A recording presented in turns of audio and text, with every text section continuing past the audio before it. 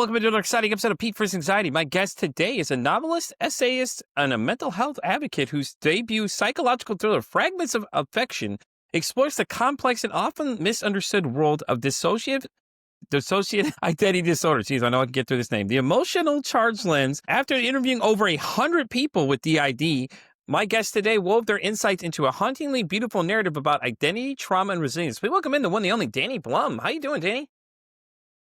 I'm good. Thank you. Thanks for having So, me. I'm why excited to don't you be here. tell everybody a little bit more about yourself, and then we'll get into this conversation because over 100 interviews, I could just tell you right now, this is going to be interesting. All right. So I'm from a very small town in northern Nevada called Gardnerville. So very small, one high school. Everyone knows everyone's business. As soon as I graduated, I was dropped off in Las Vegas, suddenly unsupervised, allowed to make my own decisions and do whatever I want. I went to the university there, somehow graduated.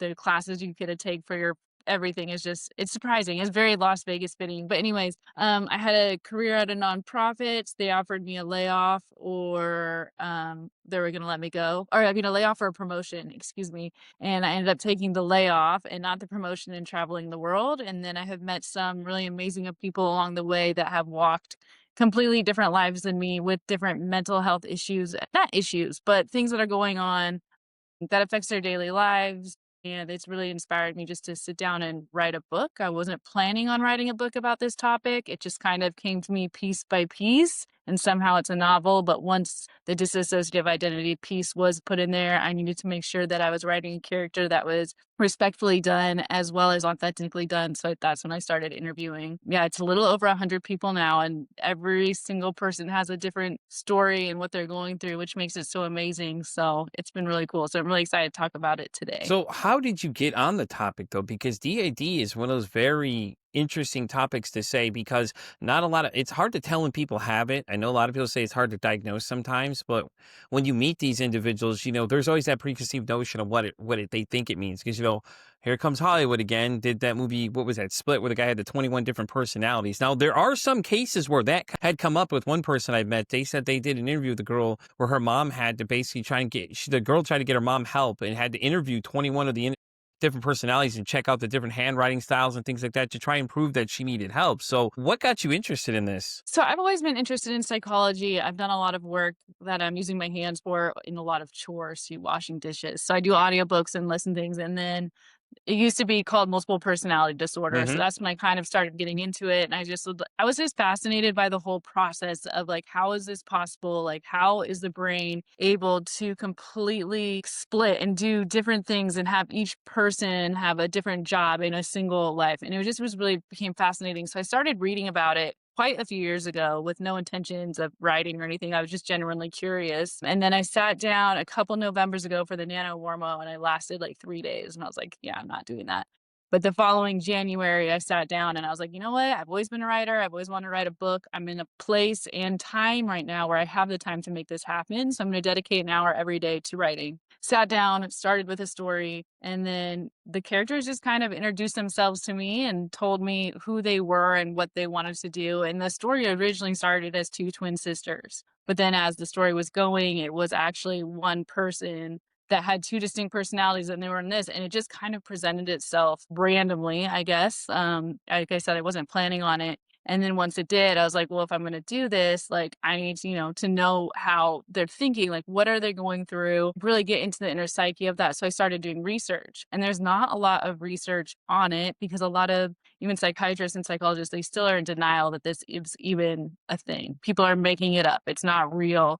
And so many people get shut down from this that they don't end up coming forward. And just in this past year, the amount of people that I've seen step forward on different blog posts and Instagram, and like there's just different communities now. Like this is so much more common than anyone really knows about. And that's terrible because of what causes it is trauma, severe trauma at such a young age. And this is a survival mechanism. And now it's coming out that it's happening so often and they're so afraid to talk about it that nothing's going to change. So that's kind of where once I knew this story is what was going to be happening and there was no stopping it, I was like, okay, it needs to be about advocating for this, making people feel safe in being able to explore that. So I joined a whole bunch of different groups on social media, counseling groups, mental illness groups, like all of these I keep saying mental illness, and I really hate that because that's not really what it is, but that is literally like the groups I Yeah. searched and found this.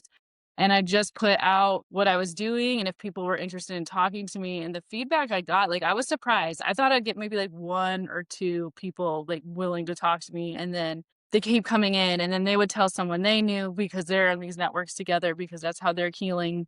And it just kind of snowballed into such a bigger thing, and before I knew it, it was, like, 72, I think, was, like, the final survey for the first one that went out, and a lot of these people have never told their story before, or they've told it to their family or their therapist, and they're, like, being told that they're just lying and it's not real and this doesn't exist, and to see these commonalities and providing a safe space for all these people to come to talk to me and wanting to share their story, wanting to tell me, like, "Oh, no, like, you said this, but that's not how we would feel about it. Maybe you should rewrite this and be Yeah. like, okay, this is how the real experience is because I don't have this diagnosis. So I get a lot of pushback for writing a story for a condition that I do not have, but this story's coming either way. Like I'm not in control of what's happening with that. Like it's Well, I just mean, you coming put in out. the work to research it. It's not like you just came up. Your story started out simple, and then it turned out to be, started going towards that direction, and then you took the time to go learn these things. I mean, so I don't understand why they're getting so upset for you doing the research. You talk to these people, you're taking firsthand accounts from people, asking them what it's like, and they're helping you craft the book the right way. Like, no, no, listen, this is the way you should look at it, not like that. So I'm not really sure Yeah, what the yeah. deal with people and why they feel they always have to sit there and knock everybody down. But I mean, you put in the work though. It sounded like you just came up this whole story and just kind of fictionally made it up. And like, well, you know what? I kind of think this is what's going to be like. You went out and asked these people, hey, listen, come talk to me. And it's not really shocking to hear that a lot of people don't talk about it because, like, imagine trying to tell somebody that you have DAD and what it's like. People are just going to look at you and go, what? Wait a minute, huh? Because they don't understand those things. Yeah. And if they don't even know that they have the diagnosis themselves, Yeah. like they don't know what's going on. Like a lot of people have suffer amnesia from it, like just blackout periods of time. They don't know what's going on. And there's someone else in control of the body and like making them like either live their day every day, like stepping in and being like, oh, this is what this person normally does. Like we're gonna work as a team and do this, or it can be a completely different person fulfilling their wants and their needs and doing, what they have to do to survive. But going off of that too, it's like I got a lot of pushback because I think Hollywood and the media, like it's always portrayed as like these people are monsters, like they're capable of murder, they're gonna go out kill everyone, and they're just freaking crazy. And that's so far from the truth. Just surviving every day. If you're constantly blacking out and having amnesia and you don't know if you brushed your teeth this morning or if you ate or if you didn't eat or if you're vegan today or you're not vegan, like you wake up and now you have cuts on your arm, like if you're struggling like that, like you're not gonna go out and like hurt someone and have a whole meticulous plan of like murdering, like, you know what I mean? Like, so I'm trying to change the narrative on that. The pushback I was getting was taking a diagnosis that's not mine and making money off of it. I'm not going to be making much money on this. This is more of a passion project than anything. Like, yes, I've sold a few books already on my Kickstarter, which is happening right now, which is amazing. But I'm not going out there to get rich on all of these stories of what it is. I'm getting out there to change the narrative, to inform people of what's going on and like how we as a society are treating people different than us because of this, and it's because of the media. So I'm here trying to change the narrative on that and be like, no, yes, this character has DID, but this character is the hero of the story. They're solving the crimes, like they're going through this, it's going through their diagnosis, like all of this. They're not out there just committing mass murders. That's what my bad guy's for. Like that's what he's doing. He's an obsessive guy. So I think that pushback comes from there just You from know the you know the past funny of thing is like the that, like, media. method actors always get praised for their work for, going through and doing the research and things, but you're doing the same exact thing. They're making millions, you're trying to bring awareness to this situation of this diagnosis of people and completely have misconceptions about it, but they're mad at you. I don't Mhm. get it. It just doesn't make any sense. It's like you're not mad at these other people that are doing these things that are portraying this. You're over here doing the actual research, talking to people, interviewing them, but that you're getting more hate because you're trying to bring light to this. I don't get people, man. Society these days just doesn't make any sense whatsoever. Like they just pick and Yeah, choose I who they mean, dislike. I mean, exactly, and I get it. Like, I mean, obviously, like, if I had the disorder, yes, I could write it in a different way, but even if I did, that's gonna be different than every other person that has it. yeah, Like, good there's no point. one size fits all, so I do kind of feel a little discouraged sometimes, like, "Oh, okay, like, oh, right, you're right, I don't have a right to do this," but I'm like, "Wait a second, like, you have it you guys are all different, like, we're all different, like, in any situation." But there is also I've gotten a lot of support from it as well, and I'm doing a Kickstarter, like I said, for the main novel. And then within this community of people that I've interviewed, I've started to get to know people and talk to them, and we've decided to do a DID anthology that's like a sidekick to the book. So there is in my novel, there is a diary that holds secrets and memories and stuff like this that's key to the whole thing. So this is a companion piece. So there is some fictional diary entries that go in with that story. But I've had 7 different systems. It's people diagnosed with this disorder, admitting poetry, letters to society, their diary entries from their own thing, and it's a safe place for people to come and just share what they want to without fear of judgment. Like, they can have their name attached to it or not, it can be anonymous, and so that's been really cool, is this community that came out of it that I was totally not expecting, but I was like, "Hey, like, this could be kind of fun if we do this," and so many people have just come up and been like, "No one knows that, like, about my diagnosis, but, like, here I can say," like, they're giving me their actual diary entries or their drawings of what they're feeling every day, and they're like, "Oh, I just wish society would understand, like, this is my struggles, like, I'm not a big mean person that's gonna just, like, freak out and hurt you, like, I'm trying to just, like maybe I'm in the grocery store and my little just wanted a teddy bear, and now I'm back in and I have no idea where I am, and the whole cart's full of teddy bears." So it's been very interesting. So that's actually been, the most fulfilling part of this whole thing, which I wasn't expecting, has been working hand in hand, and then now really learning the inner workings, how they're feeling and their emotions and, like, doing that, and now we're putting that out as well, so, That's cool. that's been really fun. That sounds like it's been very interesting, honestly. I think that the fact they're willing to share their own personal diaries is where your big catcher is gonna be, is because people that are reading it will see it and go, "Okay, well, it makes sense because this is coming from somebody, not just completely fictionally made up." I know a lot of times stories are a lot of ways that people connect, like, the real authenticity of it is a lot of times is your big grabbing point because people are like, "Well, hey, that's kinda just like what I would." And like you said, a lot of people don't know if they even have it either, so maybe some people Mhm. realize it too, because it's just one of those things we don't know a lot about. I mean, and its names changed because they were, I forgot exactly why they said they changed the name, but they did change the name though. And it's just like PTSD changed the name. It used to be shell shock. Now it's PTSD. And now it's going to something else. I don't remember what the next name of it's going to be. Someone told me the other day what it was. We were discussing it and they're talking about changing the name of that now because it's not post traumatic stress. Now it's going to be something else. I'm like, "Oh, okay." So these things are constantly evolving though, but it's so cool. It sounds like that you got into something not realizing what it was going to become, but it's so great that you can make these connections with people because you're making them feel heard, and that creating that safe space is obviously the best thing too, because that's the same thing I do here. Because it's like when people come in here, we have conversations about everything. I had a guy sitting in your spot telling me he was going to shoot himself that morning. That's how extreme we got in this one, you know what I mean? Like, so it's really not uncommon to hear that a lot of people don't understand people's inner struggles because, I think Rob Williams said it best. We're all going through something, just be nice to everybody because you don't know what that person's dealing with every day. And that's the hardest part is just like, and especially with this one, really, we don't know anything because you don't know who you're talking to sometimes, and I know a lot of people like PTSD, when they have those moments where they flash back to whatever it is, sometimes they go into this state they don't even remember the conversation. I've had an incident where I had to fight somebody off, and it was just like, then I asked them about it, and they're like, "Well, I don't remember any of this conversation whatsoever." So, I mean, it's a very interesting subject, needless to say, though. But I was excited as soon as I saw it, and I was reading through all our notes and everything. I was like, "Oh yeah, this is going to be a fun one." I was telling people about it. I was like, "Yeah, I got to go talk to somebody about DAD now." They're like, "What?" Yeah. Well, what is fascinating about it too is I've been putting this together and I have both the novel and the anthology going out to beta and ARC readers and all of this. And the feedback that I'm getting from the novel is I have a few beta readers that have DID. Like, I need to make sure what I'm doing it right. And you've also helped me in this. They want to do it. And they said that reading it pointed out aspects of their own system that they had never noticed before. And they're like, oh, well, now I understand how my partner saw me because read how you wrote about this person watching their partner. So they were learning about their own system in a piece of fiction, which I thought was really cool. That And is then pretty on the cool. other side with the anthology is I'm showing this and it's like these very chaotic drawings that are intense and there's a lot of emotion involved, like self-harm, happy, but like I'm miserable, like no one loves me, no one understands.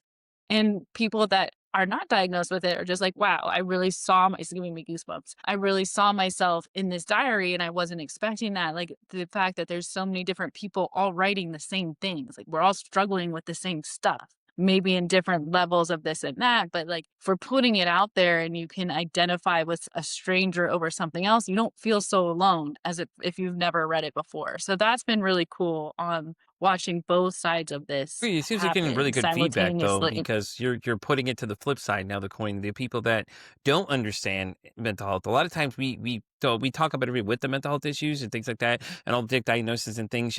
Nobody talks about that other side of the coin. Okay, so what are the people that are seeing this from the outside looking in, because they don't know what they're looking at. And I think what you're doing with the anthology is you're giving them the insight mind to what people are dealing with, and now they can better understand. In case they had run into somebody or somebody they know that has it. I think it's really great what you're doing. I think that the fact you're going to the attention to detail you are, and these guys are willing to share their stuff, that's awesome though, because you never know. Sometimes you get pushback just from asking questions about certain things. They're like, oh, I don't want to talk about that.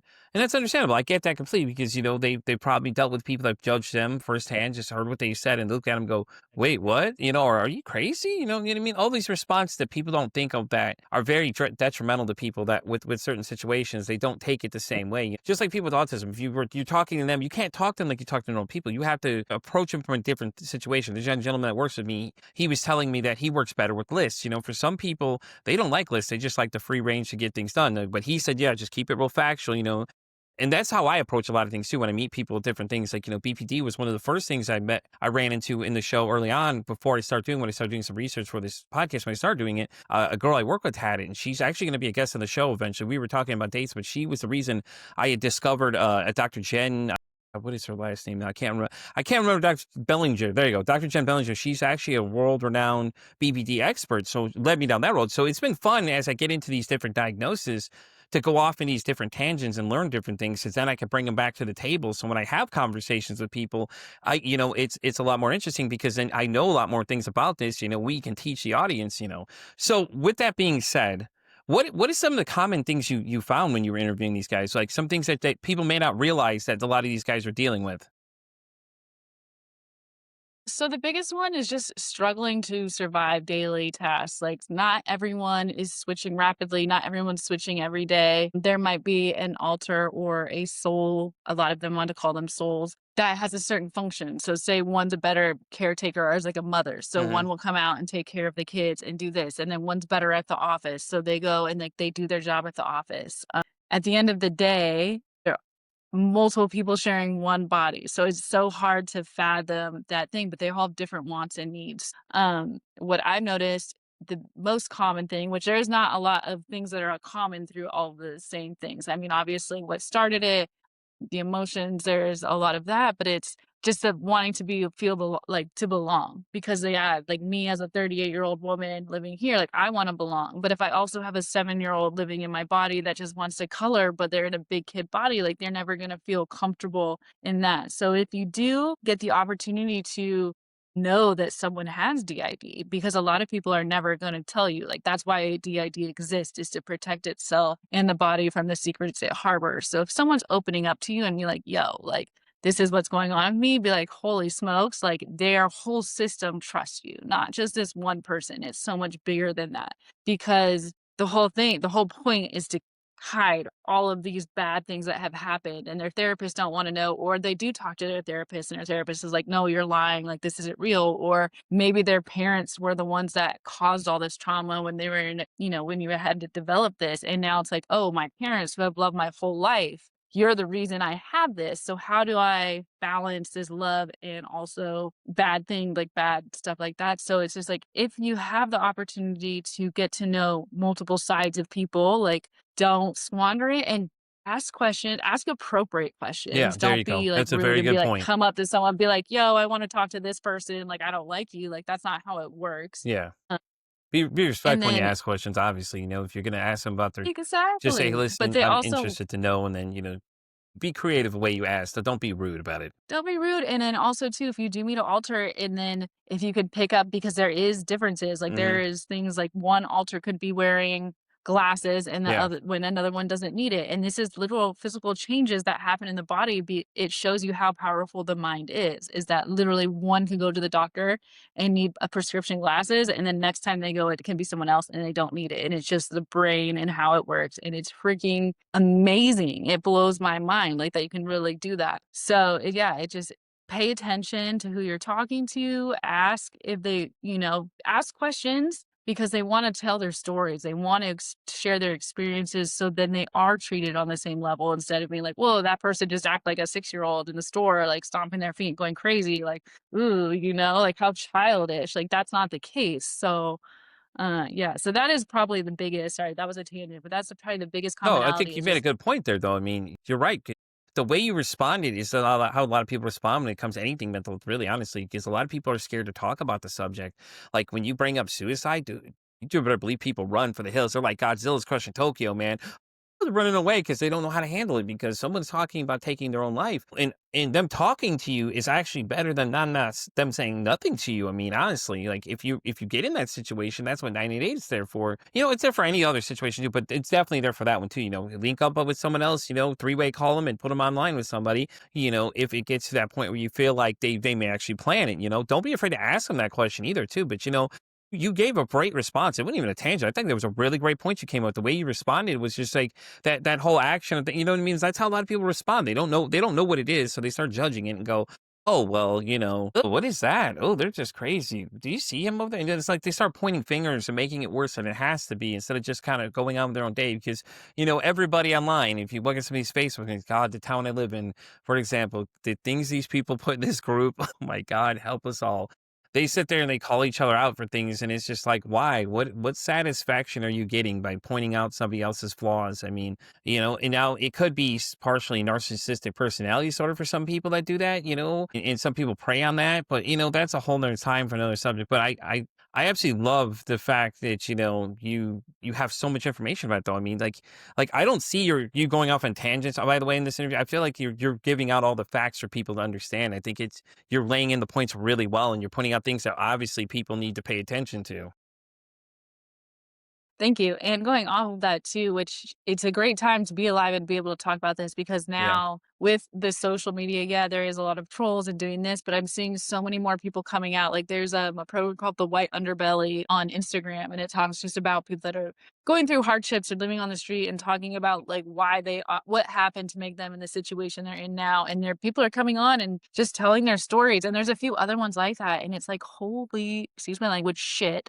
There is there's no reason to so excuse many anything with you. You're people perfectly fine to say that whatever. have been yeah, but there's so many people that have gone through some major Yeah, trauma in their lives, and, like, this is what's causing, these mass amounts of people to have mental health issues of this, and it's the trauma that they're put through as a young child, and this is what's causing it, but no one's been allowed to talk about it, and now people are talking, so now the stories are gonna come out, and now there'll be ways to be like, I saw this video and now I know this is wrong, that this person is touching me this way. I should go tell maybe not my mom because maybe that's not who I trust, but maybe I should tell the school because now I heard this on this social media. So that's kind of what I'm doing is like I'm telling the stories because one, they need to be told. And the fact that now there are so many more people coming up with its diagnosis, like to get it, it's severe, severe sexual, emotional, physical trauma before the age of 6 for the age of 6. So the fact that this is happening so much and is going unreported and untalked about and doing this, like for every one diagnosis, there's like 750,000 people that aren't talking about it. And that's the problem. Like we that's a can't, scary number if you think about it too. it's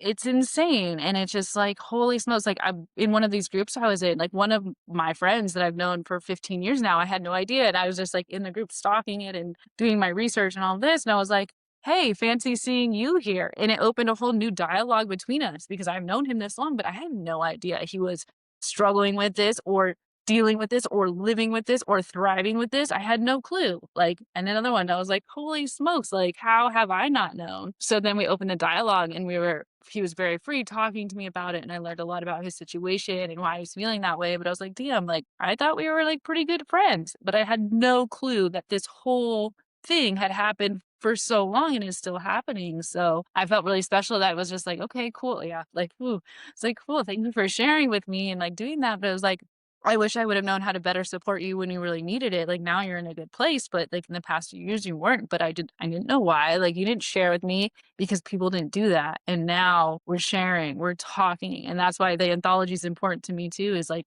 it's putting their words out there in a place like maybe not a million people will read it, but the people that will read it will get a better understanding. No, And hopefully just see everyone in a different light too. Like when none of us are perfect, we all are a little bit, you know? We're all a little bit So, kooky out there. We all seen the internet. So everybody's on TikTok. The comment section there is very interesting, quote unquote. But yeah, yeah. yeah, it gets interesting. But listen, I did have a question though for you. Now that you brought that, because I was going to ask you if you knew anybody that you've recently discovered may have had it, but you just covered that for me. So my question to you would be: 10 years ago, if he would have came to you and told you what he was dealing with, do you think he would have had the same reaction though? I mean, 10 years ago? Okay, 12 years ago when I first met him, Yeah, probably not. 10 yeah, years ago is when I started kind of researching and learning about it, so I probably would have handled it a little in a bit different way, better. but we met Yeah, at a hostel in Nicaragua. We were partying, we were getting crazy on our own.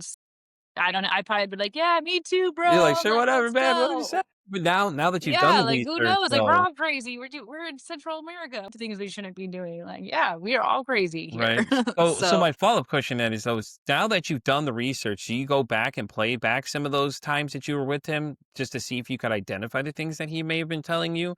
Or like the things you noticed from interviewing people, did you kind of start playing it back a little bit after he had come to you and said that, hey, listen, I've had this for a while now? I mean, I did like once we were aware of this and we were talking, of Yeah. course, he's like, "Oh, when did you think you had it?" And I was like, "Okay, well, I mean, I still don't think I have it, but who knows? This is also a diagnosis you wouldn't know. But Yeah. anyways, I think I don't have it." And I was like, "Oh no, I'm doing this for research and this is like why I'm here." And I've been very transparent about that the whole time because this is a very private matter. People don't want people just coming in and infiltrating and Yeah, just no, I agree. spreading shit all over the internet. So I've been very transparent about what I'm doing and my purposes, and we talked, and he was still at that time trying to figure out if this was what he had.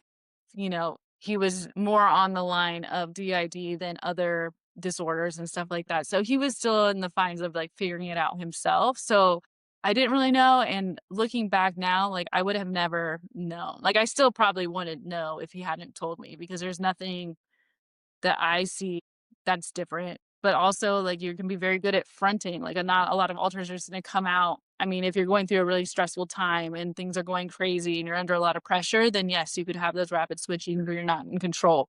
But if you're in a much more calm state, like, you're probably not gonna even notice that there's a difference, and that's, like, the whole part of the whole secret part of having this diagnosis too is, like, you have to seem normal. You have to do this. So even if the alters don't necessarily like each other and want different things, their goal is to still be like accepted as one person or as many. Like they can't just be acting all absurd. So there's all this you're just putting on a face basically is what's going on.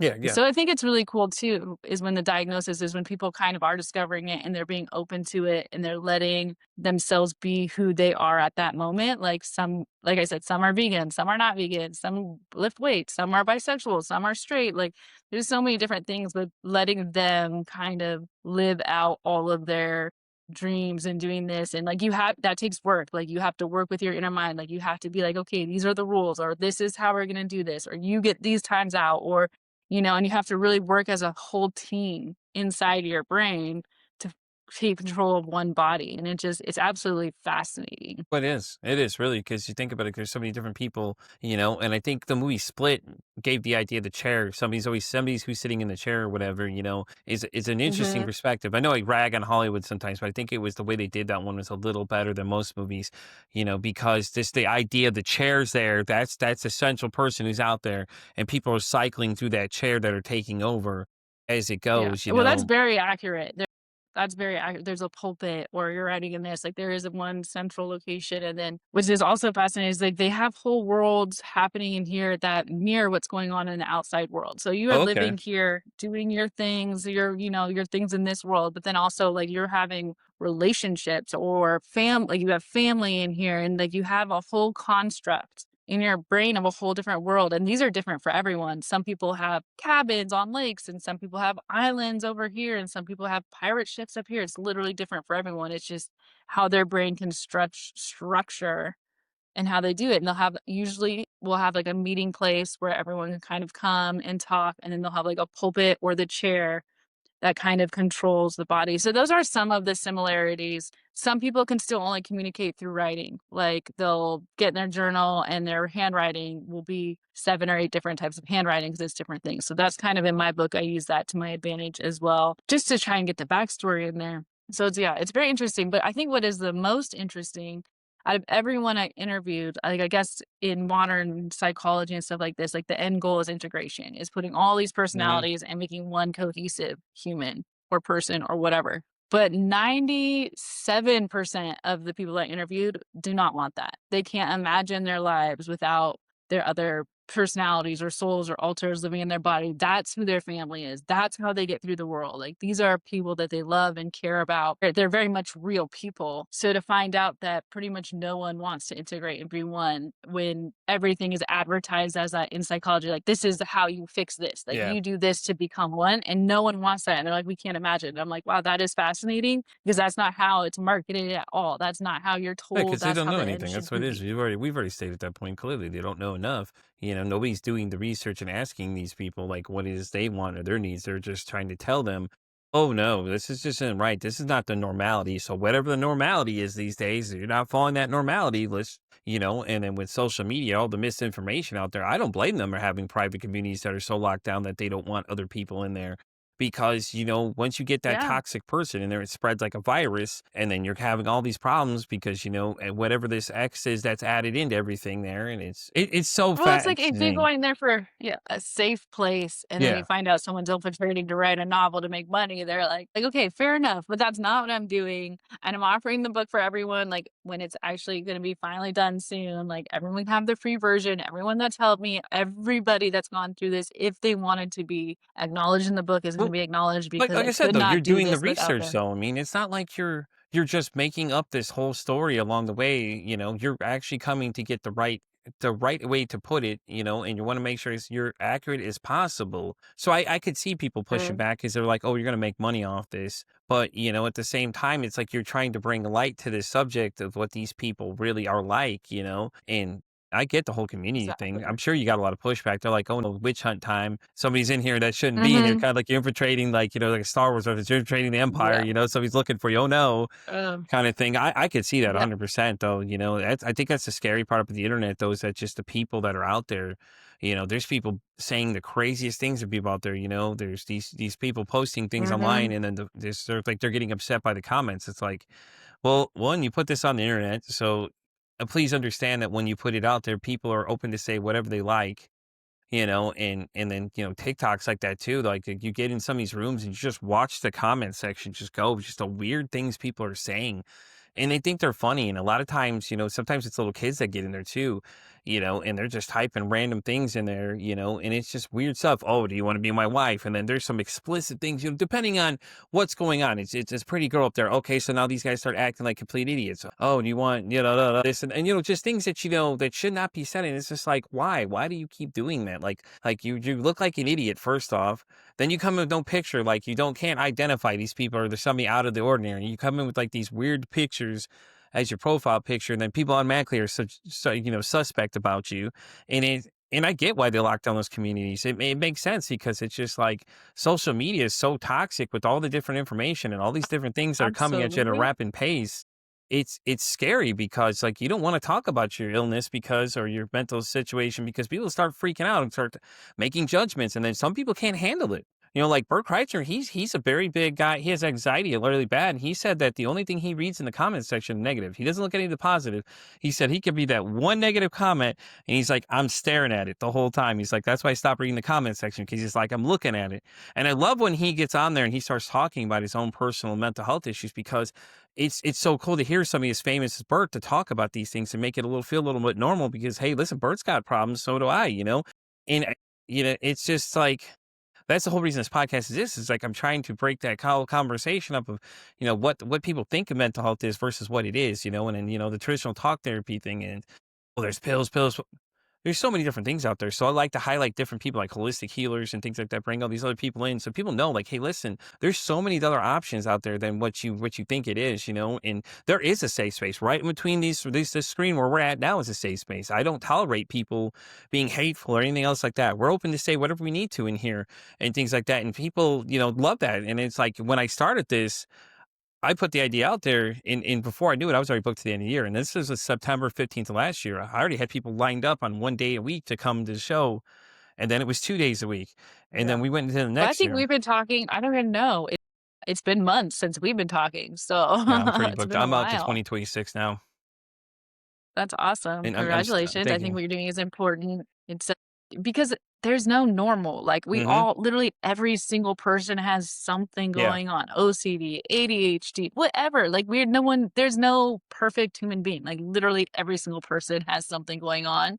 And the fact that we just label it as like a mental illness or something Well, is also they sweep it under the absolutely rug. bonkers Remember, to you me. gotta put it on. We can't talk about it. Remember, we can't talk about it. Gotta put it under the rug. Every time it's mentioned, it goes under the rug. School shootings must have mental health issues. That's all you hear. That it's gone. Well, they must have been or something Yeah. wrong, or they were presenting as these things. But instead of us solving the problem and getting these people help before something tragic happens, we let it happen and then we blame it. Oh well, it's the gun's fault when it's really the person that operated it.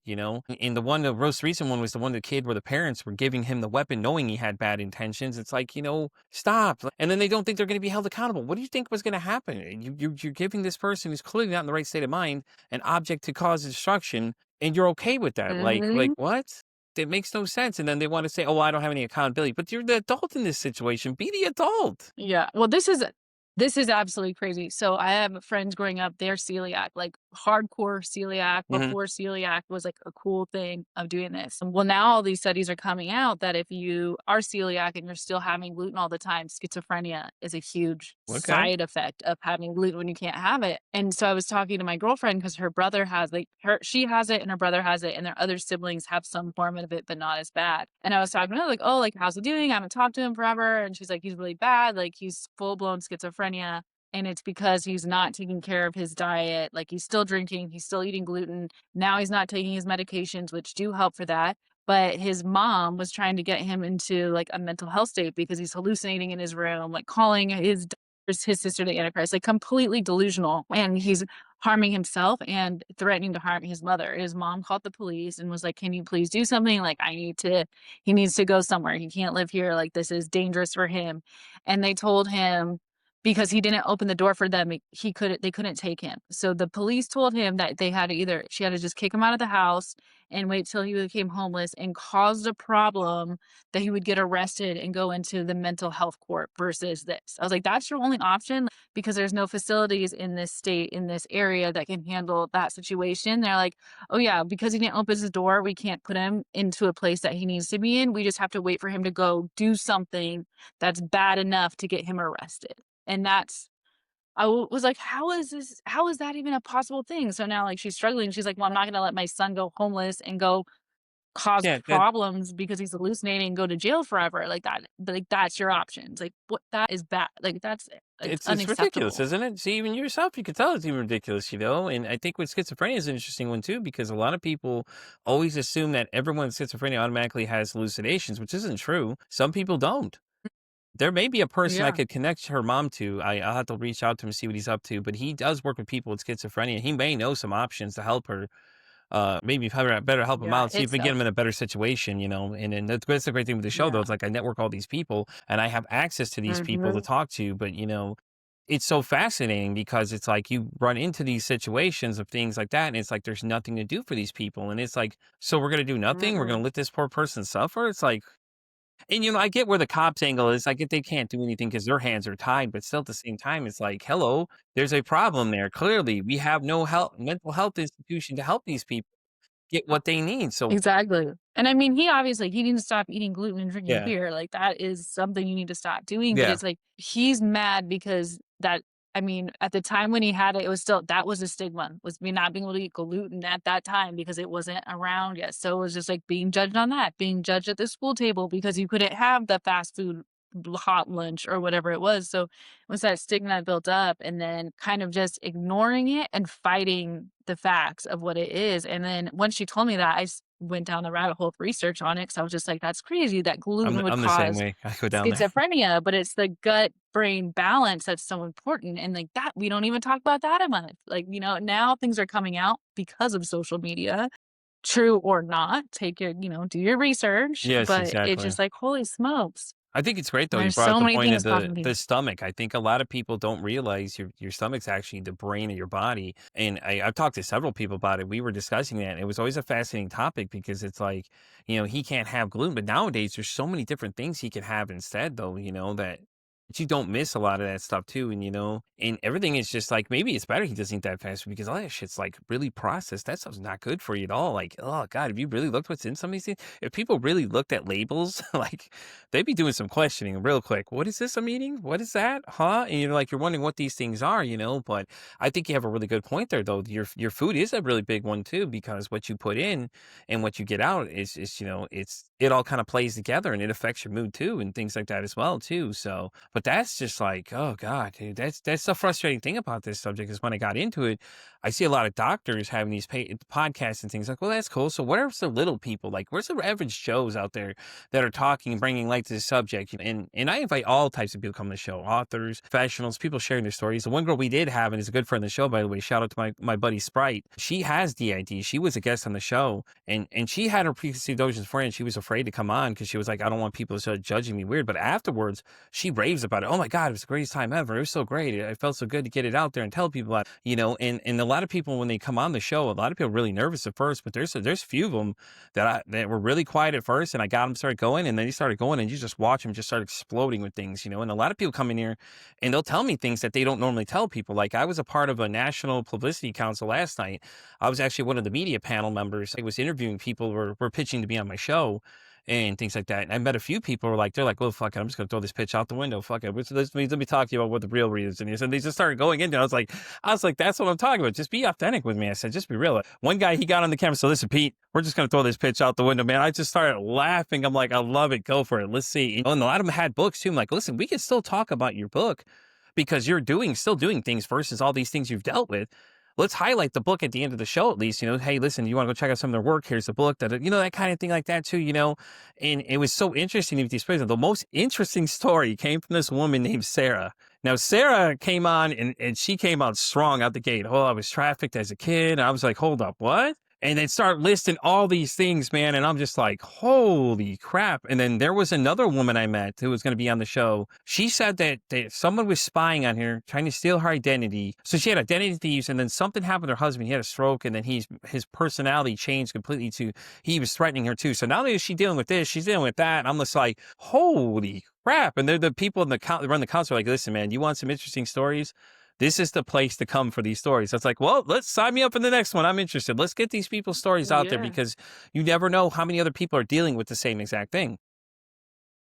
But how much do we all love talking about ourselves? Like, this is a podcast about something. I'm talking about myself quite a bit. Like, that's just what we do. That's how we relate.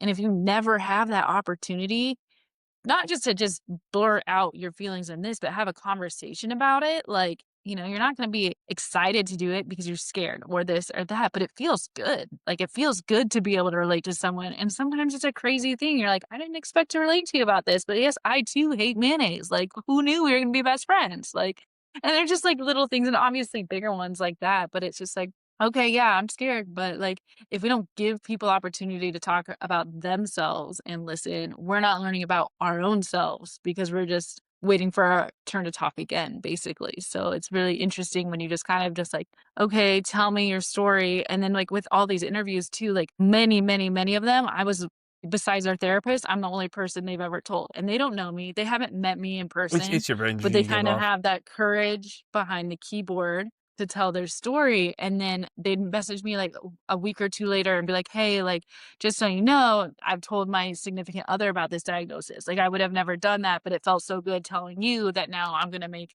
and I'm like, holy smokes. Okay. That's not what I was expecting. And then I'd also get a lot of like, well, how do you know all these people had this diagnosis? Like, what if they're lying? What if this is all blood? I'm like, maybe, but like, I'm giving you questions, you're answering them. And there is definitely some patterns that you could see that it's just like, okay, I'm not a psychologist. I'm not going to diagnose you and be like, yeah, you have it. But I'm just like, yeah. And if you are lying about it and you obviously did your research too, because you knew the answers. So yeah. Oh, I love it though. I love that you're inspiring these guys to do more. And it's when people tell their stories, a lot of times it somebody else hears it and that's it. That takes that one person to do it. And I tell everybody the same thing when you come on here. One person's gonna hear your story. And that's how a lot of these people reach out to me. I find now, we're like, hey, listen, I heard this episode, then I decide to reach out to you and, ask about being on the show and things like that too. So it's great. I get people listening all over the world. I've had people from all over the world. I've had people as far as Australia come on the show, and I did 200 interviews Nice. in the first year of the show alone.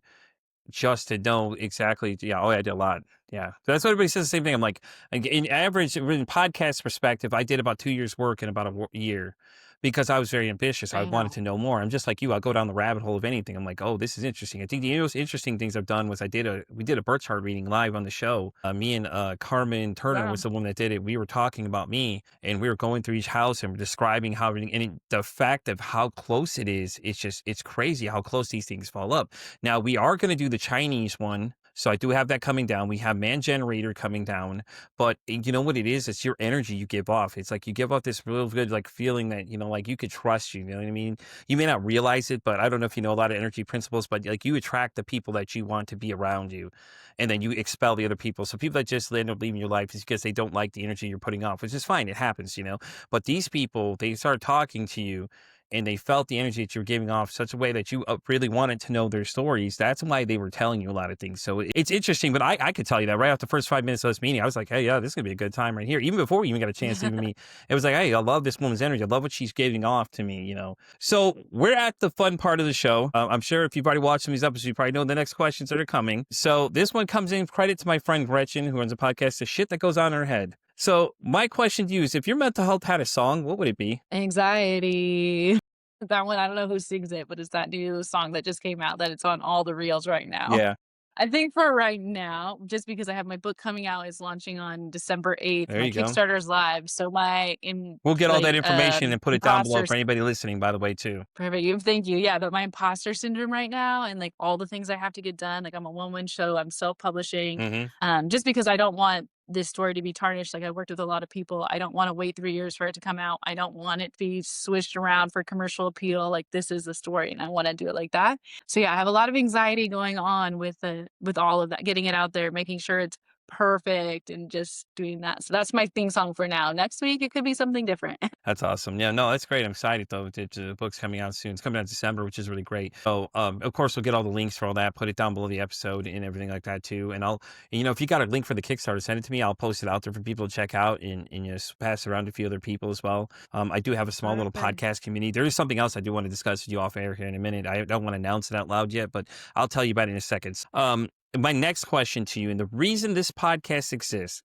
Now, if you could break this stigma about mental health, anything you've learned in your research or anything that you know, just personally in general, what would you be? What would you do? I mean, I would just say listen better to people around you. Just listen to what they're saying and really listen because we all want to talk about ourselves and we all want to talk about our issues and our hardships and our celebrations. But there's so much instant gratification and moving forward and like, oh, you have 3 seconds to hook someone. But if you literally just take the time to listen and then conversate about it and learn about other people, that's what's going to change the stigmas. That's what's going to change the narrative is being empathetic to people that are different. But we can't know that we're empathetic if we're not listening. Yeah, definitely, As I definitely. do.